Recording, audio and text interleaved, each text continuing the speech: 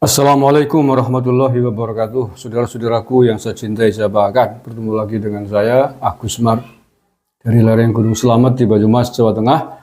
Hari ini hari Minggu 9 Juni 2024. Ramai menjadi perbincangan polemik izin kelola tambang yang diberikan oleh pemerintah kepada sejumlah ormas keagamaan. Sejauh ini yang sudah bereaksi, baik yang menolak maupun yang menerima, belum banyak. Yang menerima dengan jelas hanya atau baru pengurus besar Nahdlatul Ulama. Yang lain cenderung menolak. Ini yang saya temukan di antaranya adalah bahwa gereja HKBP menolak ambil konsensi izin tambang untuk ormas. Kemudian Muhammadiyah, pengurus pusatnya juga sempat saya baca, sejauh ini belum ada pembicaraan apapun terkait dengan pengelolaan izin tambang itu dengan pemerintah. Dan bahkan sejumlah elitnya mengatakan, menyarankan agar Muhammadiyah juga menolak. Nah, ini saya baca alasan penolakan dari gereja HKBP ya, atas konsensi izin tambang yang diberikan oleh pemerintah itu. Ini ditulis oleh Tempo ya. Huria Kristen Batak Protestan atau HKBP menolak menerima konsensi izin tambang setelah pemerintah mengizinkan ormas keagamaan mengelola usaha pertambangan. Presiden Jokowi telah mengizinkan ormas keagamaan untuk mengelola wilayah izin pertambangan khusus atau WIUPK. Kebijakan ini diatur dalam peraturan pemerintah nomor 25 tahun 2024 dan seterusnya bla bla bla. Kami dengan segala kerendahan hati menyatakan bahwa HKBP tidak akan melibatkan dirinya sebagai gereja untuk bertambang, kata Eporus HKBP Pendeta Robinson Butar-Butar dalam keterangan tertulis yang diterima oleh Tempo kemarin. Robinson mengatakan alasan gereja Protestan HKBP menolak terlibat berdasarkan isi konvensi HKBP tahun 1996. Menurut Robinson, konvensi HKBP tersebut diputuskan berdasarkan tugas HKBP yang bertanggung jawab menjaga lingkungan dari eksploitasi manusia atas nama pembangunan. Namun, sejak lama telah terbukti menjadi salah satu penyebab utama kerusakan lingkungan hingga pemanasan global yang tak lagi terbendung, kata Robinson. Menurutnya, kerusakan lingkungan harus segera diatasi dengan beralih ke energi alternatif sesegera mungkin. Misalnya, penggunaan teknologi ramah lingkungan seperti energi matahari atau solar energi atau energi bersumber tenaga angin atau wind energy. Robinson pun mengutip sejumlah ayat Alkitab yang menyebut melestarikan lingkungan merupakan tanggung jawab manusia. Oke. Selain menolak terlibat, HKBP juga mendesak pemerintah agar menindak tegas pada penambang yang melanggar aturan yang menjaga kerusakan lingkungan akibat pertambangan tersebut. Konferensi Wali Gereja Indonesia KWI melalui perwakilannya Kardinal Suharyo menyatakan tidak akan mengajukan izin usaha pertambangan batu bara. Meskipun peluang tersebut terbuka bagi ormas keagamaan melalui peraturan pemerintah nomor 25 tahun 2024, KWI menilai bahwa pengelolaan tambang batubara bukan ranah mereka dan fokus mereka adalah pada pelayanan umat. Jadi itu sudah dua ya, tadi HKBP terus KWI juga. Kemudian ini, adapun Ketua Umum Persekutuan Gereja di Indonesia PGI, Komar Gultom menilai pemberian izin usaha pertambangan kepada ormas keagamaan oleh Jokowi adalah bentuk komitmen untuk melibatkan rakyat dalam mengelola kekayaan alam. Namun, Komar mengingatkan bahwa mengelola tambang tidak mudah. Ormas keagamaan memiliki keterbatasan, sedangkan dunia tambang sangat kompleks. Ia mewanti-wanti agar ormas keagamaan tidak mengesampingkan tugas utamanya dalam membina umat dan tidak terjebak dalam mekanisme pasar. Mantap ini, bagus ya. Ini peringatan dari Persekutuan Gereja Indonesia PGI, Pak Komar Gultom ini manis, mantap ini. Jadi walaupun menerima, tetap harus sangat hati-hati karena mengelola izin tambang itu tidak mudah. Dan ormas sejauh ini, walau alam, ya sejauh ini baru-baru ini kan, ormas diberikan kesempatan izin untuk mengelola tambang.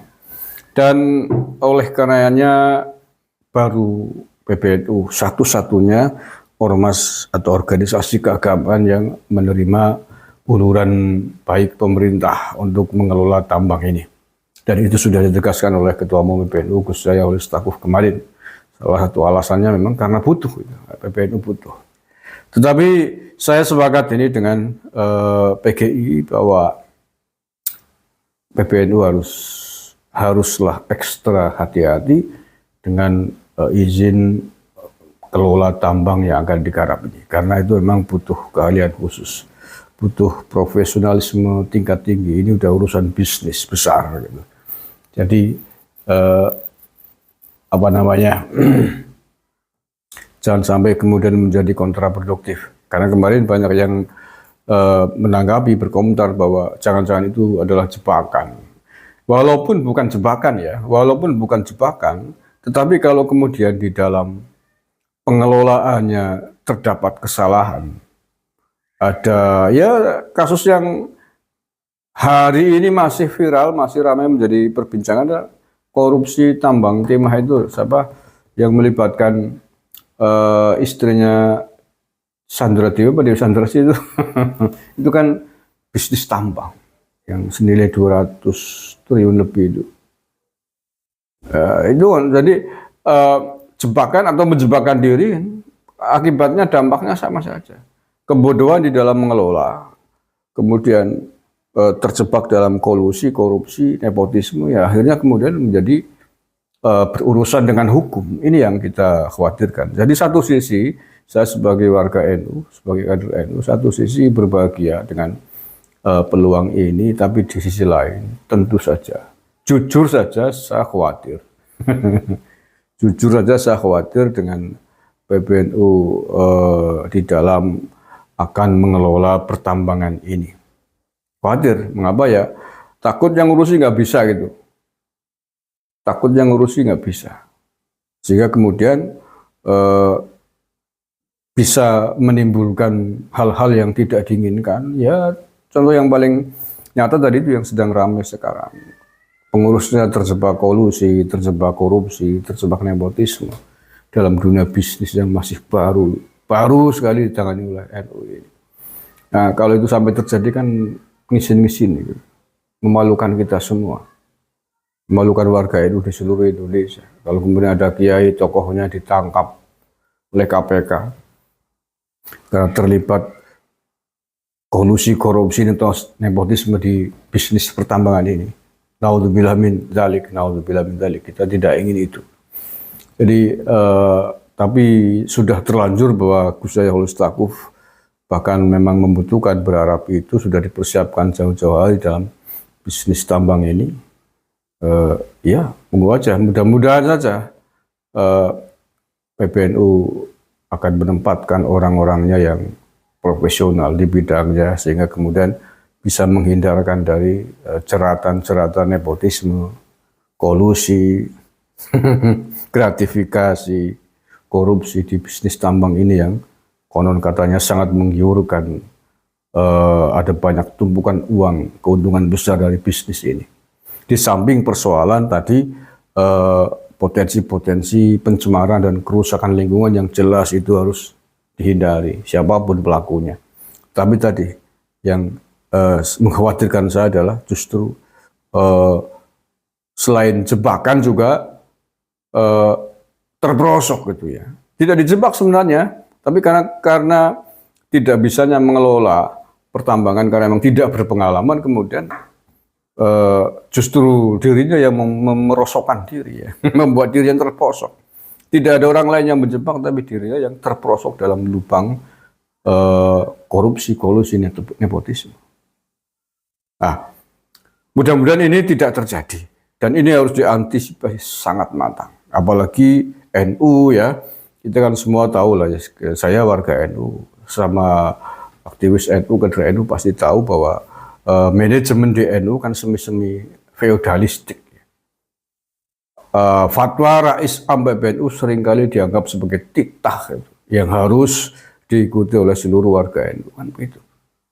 Itu kan manajemen semi feodalisme dalam sebuah organisasi. Kalau bukan feodalisme apalagi kan begitu. Semi-semi lah ya.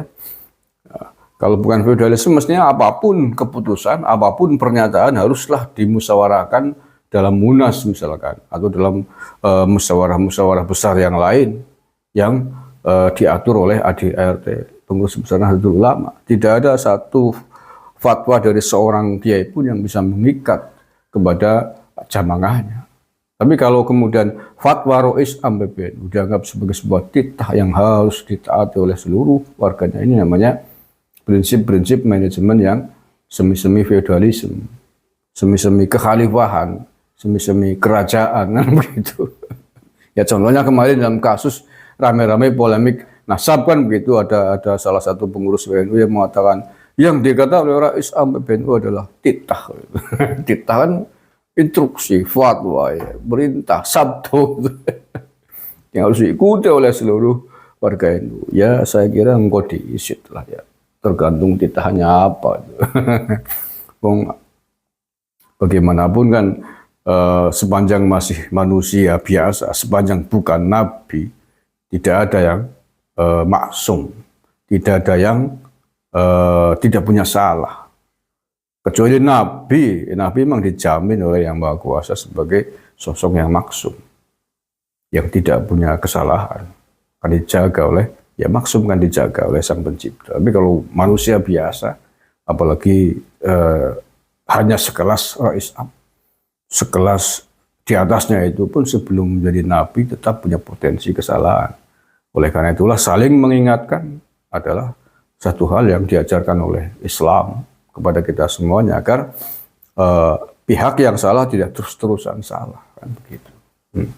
Nah ya, dengan terkait dengan kultur feodalisme ini, ya misalkan ya dalam bisnis tambang ini, di dalam nanti mengelola tambang, kemudian rekanan bisnisnya di situ, di dalam melakukan deal-dealan kok tidak deal gitu dengan pengelola yang dipasrai oleh PBNU, kemudian merasa tahu bahwa NU ini tergantung dari salah satu kiai ini, gitu, dari Rais Am misalkan.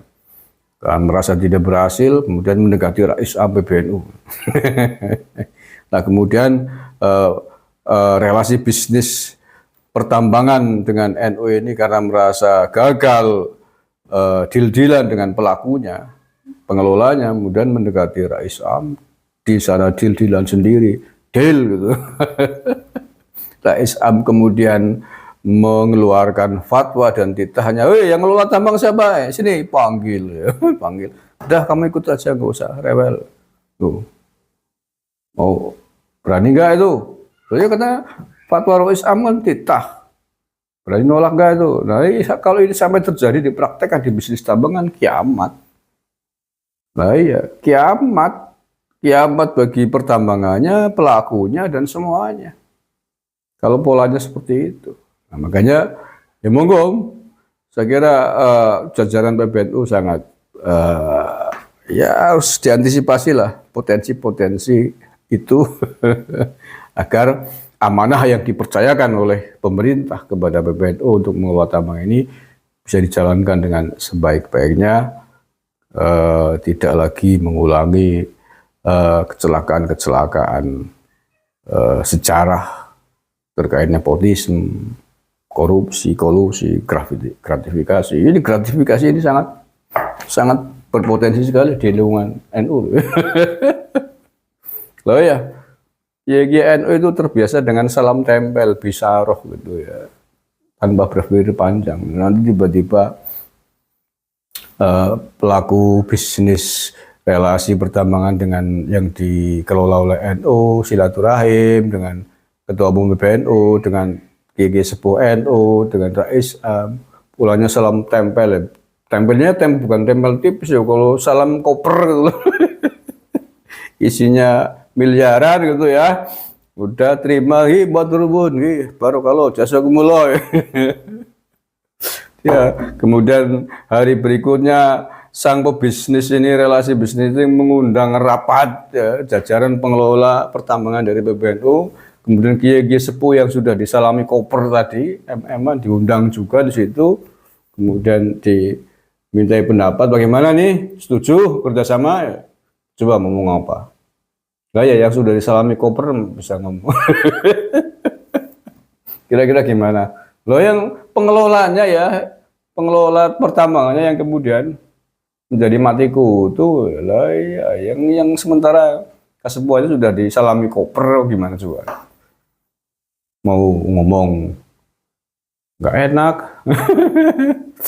nggak ngomong nggak enak itu gimana coba? Terus ini gratifikasinya potensinya besar sekali. Nah, mudah-mudahan hal itu bisa diantisipasi sebaik mungkin. Jangan sampai terjadilah amanah ini kemudian justru menjadi bumerang bagi nama baik PBNU. Terima kasih, kurang lebihnya mohon maaf. Assalamualaikum warahmatullahi wabarakatuh.